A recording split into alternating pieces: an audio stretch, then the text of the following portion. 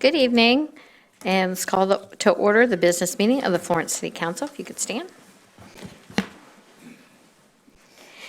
We pray for the wisdom to make decisions that are beneficial to the people represented here. Empower us to speak honestly, reflect wisely, and vote with integrity. We seek your guidance tonight. Amen. I pledge allegiance to the flag of the United States of America and to the republic for which it stands, one nation, under God, indivisible, with liberty and justice for all. Roll call, please. Ms. Wingo? Present. Ms. Chambers? Here. Mr. Wynn? Here. Ms. Whalen? Here. Ms. Cable? Here. Mayor, we have a quorum. We have for you approval of the minutes of the business meeting of January 14th, 2025. Do I have a motion to approve? Ms. Whalen? Second. Second. Ms. Wingo? Any discussion? All in favor? Aye. Any opposed? Motion carries. Next, we have recognition of firefighter paramedic Christian Ritchie and firefighter EMT Ryan Johnston by St. Elizabeth Healthcare. Florence Fire EMS was notified that firefighter paramedic Christian Ritchie and firefighter EMT Ryan Johnston are being recognized for an incident on November 21st, 2024, in which these first responders recognized the patient was suffering from a stroke. The crew had the quickest door-to-needle time for the month of November. Through the rapid assessment and notification to the hospital, the patient was able to receive thrombolytics for life-saving treatment. Strokes are time-sensitive emergencies, as brain tissues can die with each passing minute. Stroke treatment is highly dependent on the EMS crew rapidly identifying the symptoms, obtaining an accurate history and physical exam, providing appropriate treatment, and notifying the hospital so the team can be assembled quickly. I'd like to call for Josh Cox, EMS coordinator at St. Elizabeth, to present these certificates.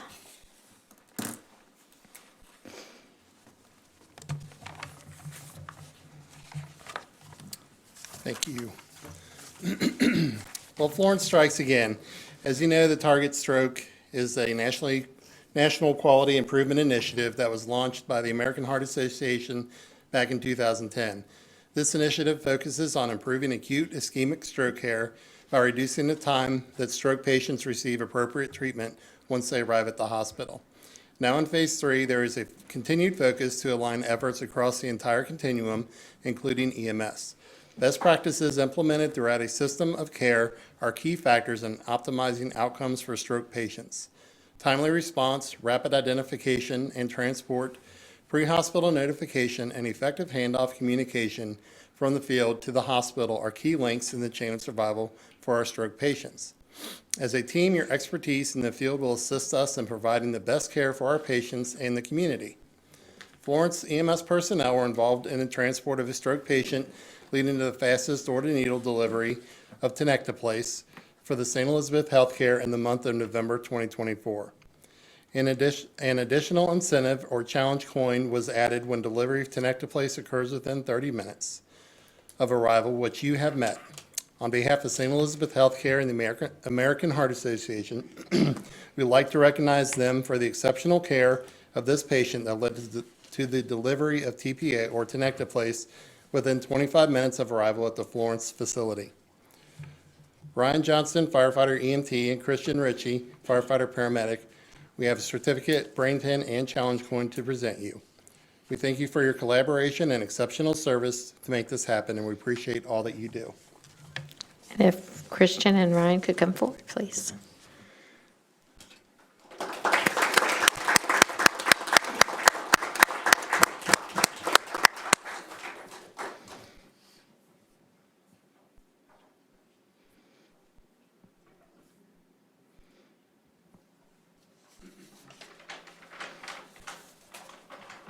You have goodies in that envelope.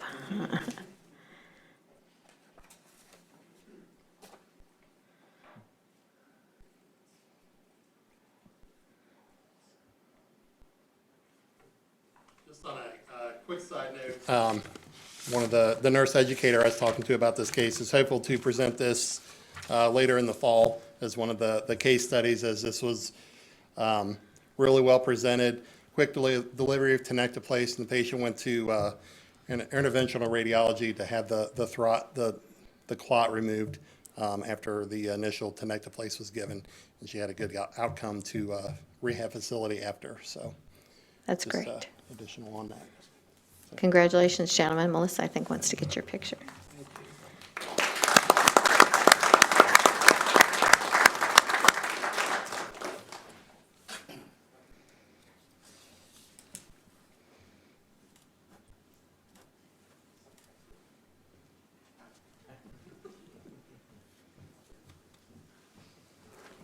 Thank you so much for coming. We do have the first reading of ordinance 01-2025. It is an ordinance adopting and approving a zoning map amendment from Commercial 2 Plan Development Houston-Donaldson Study Corridor, C2 PD HDO, to Office 2 Plan Development Houston-Donaldson Study Corridor, O2 PD HDO, for an approximate 5.3 acre site located at 5935 and 5945 Merchant Street, Florence, Kentucky, to allow the development of a 4-story, 62,000 square foot hotel. This is Siva at Merchant Square, the second LLC/Kemba Credit Union Incorporated. The effect of this ordinance is to allow a zoning map amendment for Commercial 2 Plan Development Houston-Donaldson Study Corridor to Office 2 Plan Development Houston-Donaldson Study Corridor for an approximate 5.3 acre site located at 5935 and 5945 Merchant Street, Florence, Kentucky, to allow development of a 4-story, 62,000 square foot hotel. The full text of ordinance 01-2025, including its exhibits, is available for examination in the office of the City Clerk of the City of Florence, Kentucky, 8100 Ewing Boulevard, Florence, Kentucky, during regular office hours. Is there a motion to approve? So moved. Ms. Wingo, second Mr. Nguyen. We did discuss this at caucus. Todd did do a presentation. Is there any further questions about this development? Ms. Cable? I do. I was going through the packet. I thought maybe I had left some at home, and I noticed that there were no minutes for the public hearing, and I was a little confused as I was reading it. And kind of looking through it, I believe there was an addendum to change the lighting, like we discussed before. And I noticed that it was let me go back. I think it was a number 3. Do you happen to have the previous week's packet? Because it would have been in those. Okay, and I had gone through that yesterday at home, and I don't believe I brought that with me. But I guess the question that I had with that was, it was a condition number 3 that was being changed, and I guess my question was, what was the first and second conditions that weren't listed in the packet? And is that something that I have to do for an open records request to get that information? It should be, and you should have had that all included in what you had. Todd, can you speak, or just Josh? Did you find it, Gary? Do you want to read it? It's Exhibit B.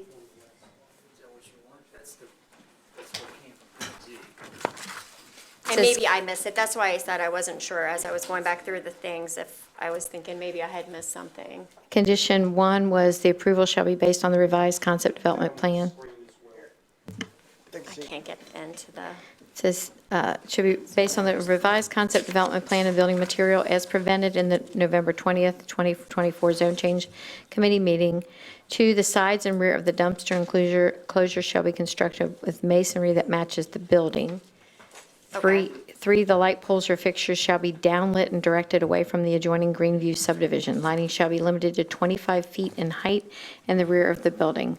Light poles will be limited to 25 feet in height on the sides of the building. Building sconce lighting will be permitted on the sides of the building. And 4, that evergreen trees consistent with the buffer yard D be planted in a double row spaced 10 feet on center in an equal lateral triangle configuration near the top of the slope along the rear of the development. And 5, that some decorative furniture can be added to the outdoor patio in the rear and the west of the building. So I'm going to pass that down so you can see that, but I just wanted to read that in the record. won't do it for me either. Thank you. Okay, perfect, thank you. Yeah, those are the planning commission's conditions, and then the red is the changes to the condition that our city's planning and zoning committee recommended, correct? Okay, and then this also includes the concerns that were brought up during the public hearing, correct?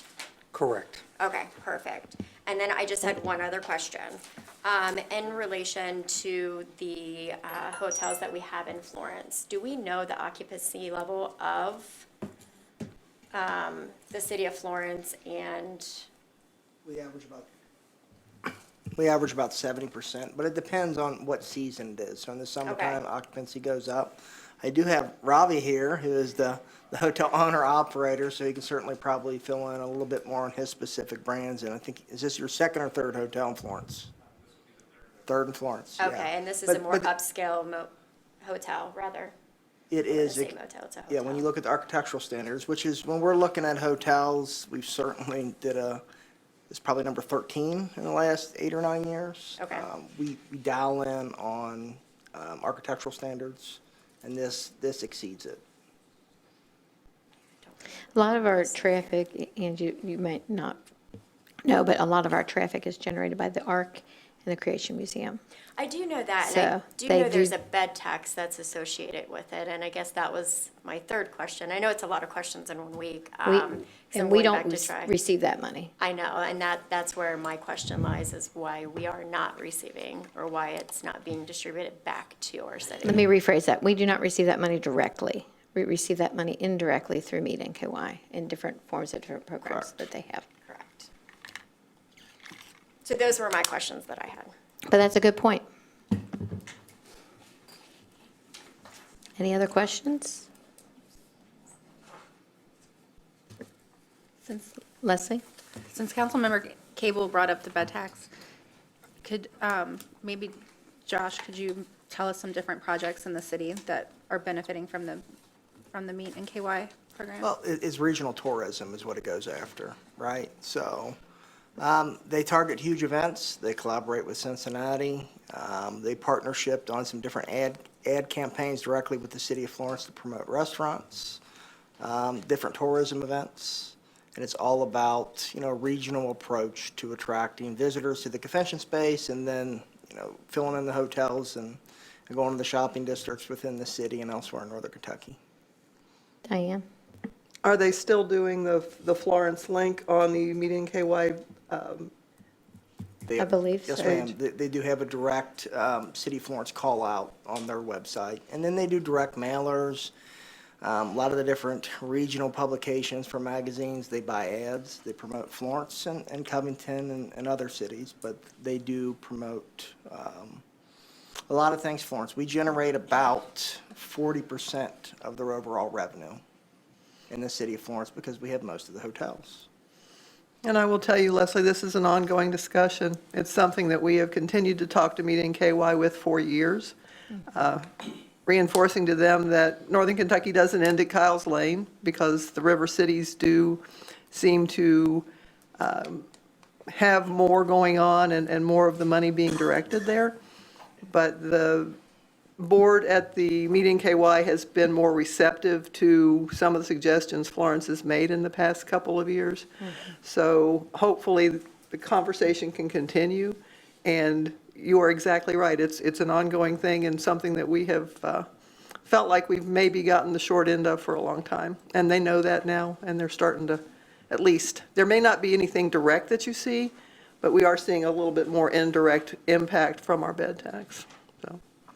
I do want to just make sure I make this statement and get a clarification, maybe from Todd or from Mr. Nienaber, but support or lack thereof from the bed tax is not a reason to deny or approve a zone change request.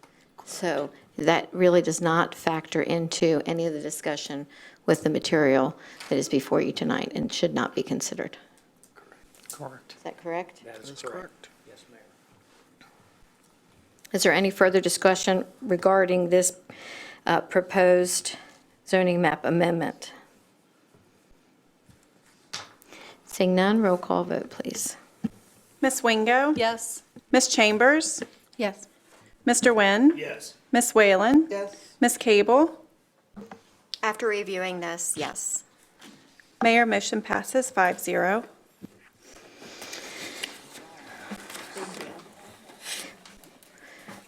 Just want, for the mayor's report, want to thank everyone who contributed to our Valentines for our troops. We did collect over 1,600 Valentines, probably maybe over 1,700. We just got another packet late yesterday. So the original ones have been sent already overseas, but we're going to send the last packet that we got from Burlington Elementary. We're going to send those down to our Renegades down at Fort Campbell. The next item is the virtual open house for the Florence Parks Master Plan. It's going to be active until January 31st. So to participate, please visit our website for a direct link, or you can check out our social media pages for more information. The City of Florence, in collaboration with Hawksworth Blood Center, is hosting a blood drive on February 6th. The donor bus will be in the north parking lot of the Florence Government Center. For appointments, from 11 to 1:45 and 3 to 5 p.m. Register online through Hawksworth on the city website or contact Hawksworth at 513-451-0910.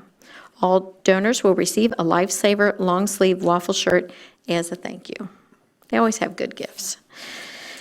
Starting on Monday, February 17th, President's Day, the City of Florence offices will be open to celebrate. There will be a President's Day display in the lobby of the Florence Government Center. This display will be available from 9 till 4 from February 17th, continuing until February 21st. Mark your calendars and join us for the upcoming Book and Literacy Festival. It's on February 28th in the evening and Saturday, March 1st in the morning. Our Friday evening program will be the Books and Bottles event at the Florence Nature Park Event Center. Registration is online on the city's website and on our Facebook page. The Children's Book Festival will be held on Saturday morning, and it will be from 10 to 12, March 1st, at the Florence Nature Park Event Center.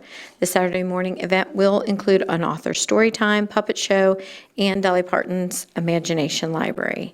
Please contact Tina Benjamin, Community Services Coordinator, at 859-647-5425 for more information.